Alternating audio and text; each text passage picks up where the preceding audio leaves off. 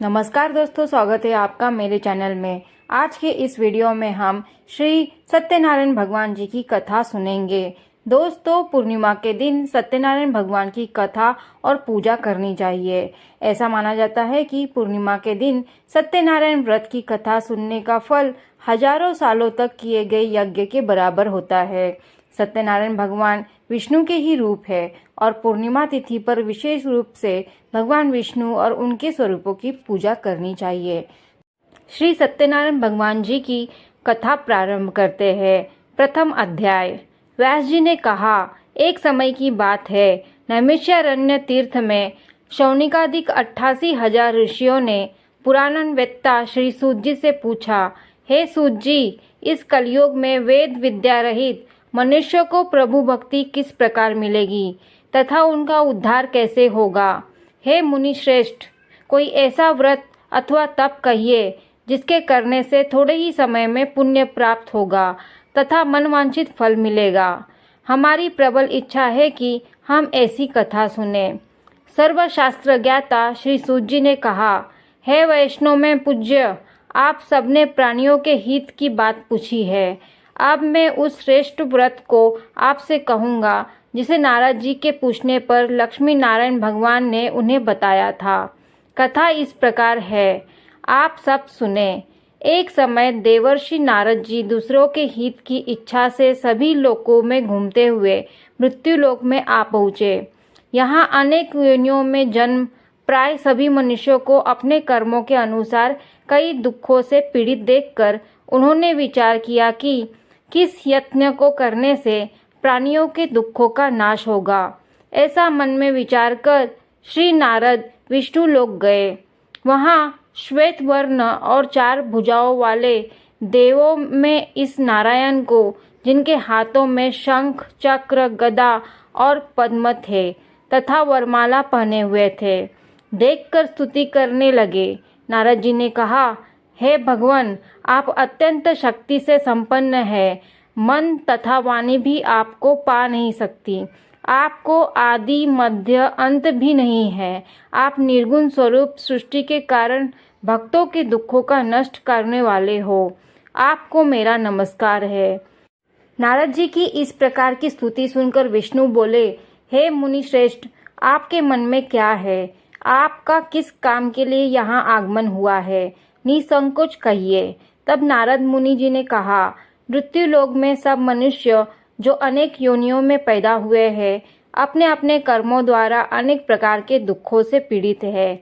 हे नाथ, यदि आप मुझ पर दया रखते हैं तो बताइए, उन मनुष्यों को सब दुख थोड़े ही प्रयत्न करने से कैसे दूर हो सकते हैं। विष्णु भगवान बोले, हे नारद, मनुष्यों की भलाई के लिए तुमने यह बहुत अच्छा प्रश्न किया है। जिस व्रत को करने से मनुष्य मोह से छुटकारा पा सकता है, वह व्रत मैं तुमसे कहना चाहता हूँ।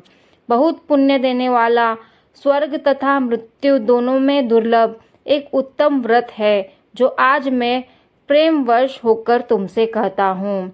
श्री सत्यनारायण भगवान का यह व्रत विधि विधान पूर्वक संपन्न करके मनुष्य इस धरती पर सुख भोग कर मरने पर मोक्ष को प्राप्त होता है। श्री विष्णु ने कहा, हे नारद, दुख शोक आदि दूर करने वाला यह व्रत सब स्थानों पर विजयी करने वाला है। भक्ति और श्रद्धा के साथ किसी भी दिन मनुष्य श्री सत्यनारायण भगवान की संध्या के समय ब्राह्मणों और बंधुओं के साथ धर्मपरायण होकर पूजा करे। भक्ति भाव से नैवेद्य, केले का फल, शहद, घी, शक्कर अथवा गुड़, दूध और गेहूं का आटा का सवाया ले। गेहूं के अभाव में साठी का चूर्ण भी ले सकते हैं। इन सबको भक्ति भाव से भगवान को अर्पण करे। बंधु बांधवों सहित ब्राह्मणों को भोजन कराए। इसके पश्चात स्वयं भोजन करे। रात्रि में नृत्य गीत आदि का आयोजन कर श्री सत्यनारायण भगवान का स्मरण करते हुए समय व्यतीत करे। कलिकाल में मृत्युलोक में यही एक लघु उपाय है, जिससे अल्प समय और अल्प धन में महान पुण्य प्राप्त हो सकता है। दूसरा अध्याय। सूत जी ने कहा, हे ऋषियों, जिन्होंने पहले समय में इस व्रत को किया है, उनका इतिहास कहता हूँ, आप सब ध्यान से सुने। सुंदर काशीपुरी नगरी में एक अत्यंत निर्धन ब्राह्मण रहता था। वह ब्राह्मण भूख और प्यास से बेचैन होकर पृथ्वी पर घूमता रहता था। ब्राह्मणों से प्रेम करने वाले श्री विष्णु भगवान ने ब्राह्मण को देखकर एक दिन बूढ़े ब्राह्मण का रूप धारण कर निर्धन ब्राह्मण के पास जाकर आदर के साथ पूछा, हे प्रिय, तुम नित्य ही दुखी होकर पृथ्वी पर क्यों घूमते हो? हे श्रेष्ठ ब्राह्मण, यह सब मुझसे कहो, मैं सुनना चाहता हूँ। दरिद्र ब्राह्मण ने कहा, मैं निर्धन ब्राह्मण हूँ, भिक्षा के लिए पृथ्वी पर फिरता हूँ। हे भगवान, यदि आप इससे छुटकारा पाने का कोई उपाय जानते हो तो कृपा कर मुझे बताएं। वृद्ध ब्राह्मण का रूप धारण किए हुए विष्णु भगवान ने कहा, हे ब्राह्मण, श्री सत्यनारायण भगवान मनवांछित फल देने वाले हैं, इसलिए तुम उनका पूजा करो। इससे मनुष्य का सब दुखों से मुक्ति हो जाता है। दरिद्र ब्राह्मण को व्रत का सारा विधान बताकर बूढ़े ब्राह्मण का रूप धारण करने वाले श्री सत्यनारायण भगवान चले जाते हैं। जिस व्रत को वृद्ध ब्राह्मण ने बताया है, मैं उसको अवश्य करूंगा। यह निश्चय कर वह दरिद्र ब्राह्मण घर चला गया, परंतु उस रात्रि उस दरिद्र ब्राह्मण को नींद नहीं आई। अगले दिन वह जल्दी उठा और श्री सत्यनारायण भगवान का व्रत करने का निश्चय कर भिक्षा मांगने के लिए चल दिया। उस दिन उसको भिक्षा में बहुत धन मिला, जिससे उसने पूजा का सामान खरीदा और घर आकर अपने बंधु बांधवों के साथ भगवान श्री सत्यनारायण का व्रत किया। इसके करने से वह दरिद्र ब्राह्मण सब दुखों से छूटकर अनेक प्रकार की संपत्तियों से युक्त हो गया। तभी से यह विप्र हर मास व्रत करने लगा। इस प्रकार सत्यनारायण भगवान के व्रत को जो शास्त्र विधि के अनुसार करेगा, वह सब पापों से छूटकर मोक्ष को प्राप्त होगा। आगे जो मनुष्य पृथ्वी पर श्री सत्यनारायण भगवान का व्रत करेगा, वह सब दुखों से छूट जाएगा। इस तरह नारद जी ने सत्यनारायण भगवान का कहा हुआ व्रत मैंने तुमसे कहा। हे विप्रो, अब आप और क्या सुनना चाहते हैं, मुझे बताएं। ऋषियों ने कहा, हे मुनीश्वर, संसार में इस विप्र से सुनकर किस किस ने इस व्रत को किया, यह सब सुनना चाहते हैं। इसके लिए हमारे मन में श्रद्धा है। श्री सूत जी ने कहा, हे मुनियों, जिस जिस प्राणी ने इस व्रत को किया है, उन सब की कथा सुनो। एक समय वह ब्राह्मण धन और ऐश्वर्य के अनुसार बंधु बांधवों के साथ अपने घर पर व्रत कर रहा था। उसी समय एक लकड़ी बेचने वाला बूढ़ा व्यक्ति वहां आया। उसने सिर पर रखा लकड़ियों का गट्ठर बाहर रख दिया और विप्र के मकान में चला गया। प्यास से व्याकुल लकड़हारे ने विप्र को व्रत करते देखा। वह प्यास को भूल गया। उसने उस विप्र को नमस्कार किया और पूछा, हे विप्र, आप यह किसका पूजन कर रहे हैं? इस व्रत से आपको क्या फल मिलता है? कृपा करके मुझे बताएं। ब्राह्मण ने कहा, सब मनोकामनाओं को पूरा करने वाला यह श्री सत्यनारायण भगवान का व्रत है। इनकी ही कृपा से मेरे यहाँ धन धान्य आदि की वृद्धि हुई। विप्र से इस व्रत के बारे में जानकर वह लकड़हारा बहुत प्रसन्न हुआ। भगवान का चरणामृत ले और भोजन करने के बाद वह अपने घर को चल गया। अगले दिन लकड़हारे ने अपने मन में संकल्प किया कि आज ग्राम में लकड़ी बेचने से जो धन मिलेगा, उसी से भगवान सत्यनारायण का उत्तम व्रत करूंगा। मन में ऐसा विचार कर वह लकड़हारा लकड़ियों का गट्ठर अपने सिर पर रखकर जिस नगर में धनवान लोग रहते थे, वहां गया। उस दिन उसे उन लकड़ियों के चौगुने दाम मिले। वह बूढ़ा लकड़हारा अति प्रसन्न होकर पके केले, शक्कर, शहद, घी, दूध, दही और गेहूं का चूर्ण इत्यादि श्री सत्यनारायण भगवान के व्रत की सभी सामग्री लेकर अपने घर आ गया। फिर उसने अपने बंधु बांधवों को बुलाकर विधि विधान के साथ भगवान का पूजन और चिंतन किया। उस व्रत के प्रभाव से वह बूढ़ा लकड़हारा धन, पुत्र आदि से युक्त हुआ और संसार के समस्त सुख भोग कर वैकुंठ को चला गया। तृतीय अध्याय। श्री सूत जी ने कहा, हे श्रेष्ठ मुनियों, अब एक और कथा कहता हूँ। पूर्व काल में उल्कामुख नाम का एक बुद्धिमान राजा था। वह सत्य वक्ता और जितेंद्रिय था। प्रतिदिन देवस्थानों पर जाता था तथा गरीबों को धन देकर उनके कष्ट दूर करता था। उसकी पत्नी सुंदर और सती साध्वी थी। भद्रशिला नदी के तट पर उन दोनों ने श्री सत्यनारायण भगवान का व्रत किया। उस समय वहां साधु नामक एक वैश्य आया। उसके पास व्यापार के लिए बहुत सा धन था। राजा को व्रत करते देख उसने विनय से पूछा, हे राजन, भक्ति युक्त चित्त से यह आप क्या कर रहे हैं? मेरी सुनने की इच्छा है, कृपया आप मुझे भी बताइए। महाराज उल्कामुख ने कहा, हे साधु वैश्य, मैं अपने बंधु बांधवों के साथ पुत्रादि की प्राप्ति के लिए महाशक्तिमान सत्यनारायण भगवान का व्रत व पूजन कर रहा हूँ। राजा के वचन सुनकर साधु नामक वैश्य ने आदर से कहा, हे राजन, मुझे भी इसका सब विधान बताइए। मैं भी आपके कथानुसार इस व्रत को करूँगा। मेरे यहाँ भी कोई संतान नहीं है। मुझे विश्वास है कि इससे निश्चय ही मेरे यहाँ भी संतान होगी। राजा ने सब विधान सुन व्यापार से निवृत्त हो वह वैश्य खुशी खुशी अपने घर आया। वैश्य ने अपनी पत्नी लीलावती से संतान देने वाले उस व्रत का समाचार सुनाया और प्रण किया कि जब हमारे यहाँ संतान होगी तब मैं इस व्रत को करूँगा। एक दिन उसकी पत्नी लीलावती सांसारिक धर्म में प्रवृत्त होकर गर्भवती हो गई। 10वें महीने में उसने एक सुंदर कन्या को जन्म दिया। कन्या का नाम कलावती रखा गया। इसके बाद लीलावती ने अपने पति को स्मरण दिलाया कि आपने जो भगवान का व्रत करने का संकल्प लिया था, अब आप उसे पूरा कीजिए। साधु वैश्य ने कहा, हे प्रिय, मैं कन्या के विवाह पर इस व्रत को करूँगा। इस प्रकार अपनी पत्नी को आश्वासन देकर वह व्यापार करने चला गया। काफी दिनों पश्चात वह लौटा तो उसने नगर में सखियों के साथ अपनी पुत्री को खेलते देखा। वैश्य ने तत्काल एक दूत को बुलाकर कहा कि उसकी पुत्री के लिए कोई सुयोग्य वर की तलाश करो। साधु नामक वैश्य की आज्ञा पाकर दूत कंचन नगर पहुंचा और उनकी लड़की के लिए एक सुयोग्य वणिक पुत्र ले आया। वणिक पुत्र को देखकर साधु नामक वैश्य ने अपने बंधु बांधवों को सहित प्रसन्न चित्त होकर अपनी पुत्री का विवाह उसके साथ कर दिया। वैश्य विवाह के समय भी सत्यनारायण भगवान का व्रत करना भूल गया। इस पर श्री सत्यनारायण भगवान क्रोधित हो गए। उन्होंने वैश्य को श्राप दिया कि तुम्हें दारुण दुख प्राप्त होगा।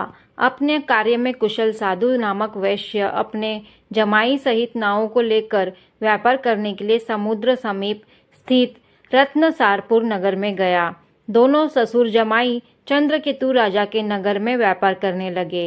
एक दिन भगवान सत्यनारायण की माया से प्रेरित एक चोर राजा का धन चुराकर भाग रहा था। राजा के दूतों ने अपने पीछे आते देख चोर ने घबराकर राजा के धन को उसी के नाव में चुपचाप रख दिया। वहां वे ससुर जमाई ठहरे थे। ऐसा करने के बाद वह भाग गया। जब दूतों ने उस साधु वैश्य के पास राजा के धन को रखा देखा तो ससुर जमाई दोनों को बांधकर ले गए और राजा के समीप जाकर बोले, हम ये दो चोर पकड़कर लाए हैं, कृपया बताएं कि इन्हें क्या सजा दी जाए। राजा ने बिना उन दोनों की बात सुने उन्हें कारागार में डालने की आज्ञा दे दी। इस प्रकार राजा की आज्ञा से उनको कठिन कारावास में डाल दिया गया था तथा उनका धन भी छीन लिया गया था। सत्यनारायण भगवान के श्राप के कारण साधु वैश्य की पत्नी लीलावती व पुत्र कलावती भी घर पर बहुत दुखी हुई। उनके घरों में रखा धन चोर ले गए। एक दिन शारीरिक व मानसिक पीड़ा तथा भूख प्यास से अति व्याकुल रहते थे। भोजन की चिंता में कलावती एक ब्राह्मण के घर गई। उसने ब्राह्मण को श्री सत्यनारायण भगवान का व्रत करते देखा। उसने कथा सुनी तथा प्रसाद ग्रहण कर रात को घर आई। माता ने कलावती से पूछा, हे पुत्री, तू अब तक कहाँ रही? वह तेरे मन में क्या है? कलावती बोली, हे माता, मैं एक ब्राह्मण के घर श्री सत्यनारायण भगवान का व्रत होते देखा। कलावती के वचन सुनकर लीलावती ने सत्यनारायण भगवान के पूजन की तैयारी की। उसने परिवार बंधुओं सहित श्री सत्यनारायण भगवान का पूजन व व्रत किया और वर मांगा कि मेरे पति और दामाद शीघ्र ही घर वापस लौट आए। साथ ही भगवान से प्रार्थना की कि हम सब का अपराध क्षमा करो। श्री सत्यनारायण भगवान इस व्रत से संतुष्ट हो गए। उन्होंने राजा चंद्रकेतु को स्वप्न में दर्शन देकर कहा, हे राजन, जिन दोनों वैश्यों को तुमने बंदी बना रखा है वे निर्दोष है, उन्हें प्रातः ही छोड़ दो, अन्यथा मैं तेरा धन, राज्य, पुत्रादि सब नष्ट कर दूंगा। राजा से ऐसे वचन कहकर भगवान अंतर्ध्यान हो गए।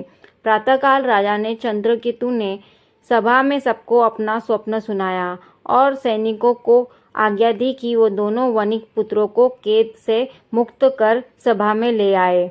दोनों ने आते ही राजा को प्रणाम किया। राजा ने उनसे कहा, हे महानुभावों, तुम्हें भावीवश ऐसा कठिन दुख प्राप्त हुआ है, अब तुम्हें कोई भय नहीं है, तुम मुक्त हो। ऐसा कहकर राजा ने उनको नए नए वस्त्र भूषण पहनावे तथा उनका जितना धन लिया था उससे 2 गुना लौटाकर आदर से विदा किया।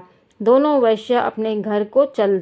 चतुर्थ अध्याय। श्री सूत जी ने आगे कहा, वैश्य और उसके जमाई ने मंगलाचार करके यात्रा आरंभ की और अपने नगर की ओर चल पड़े। उनके थोड़ी दूर आगे बढ़ने पर दंडी वेशधारी श्री सत्यनारायण भगवान ने उनसे पूछा, हे साधु, तेरी नाव में क्या है? अभिमानी वणिक हंसता हुआ बोला, हे दंडी, आप क्यों पूछते हैं? क्या धन लेने की इच्छा है? मेरी नाव में तो बेल और पत्ते भरे हैं। वैश्य का कठोर वचन सुनकर दंडी वेशधारी श्री सत्यनारायण भगवान ने कहा, तुम्हारा वचन सत्य हो। ऐसा कहकर वे वहां से कुछ दूर जाकर समुद्र के किनारे बैठ गए। दंडी महाराज के जाने पर पश्चात वैश्य ने नित्य क्रिया से निवृत्त होने के बाद नाव को ऊंची उठी देखकर अचंभा किया तथा नाव में बेल पत्ते आदि देखकर मूर्छित हो गए। मूर्छा खुलने पर अत्यंत शोक प्रकट करने लगा।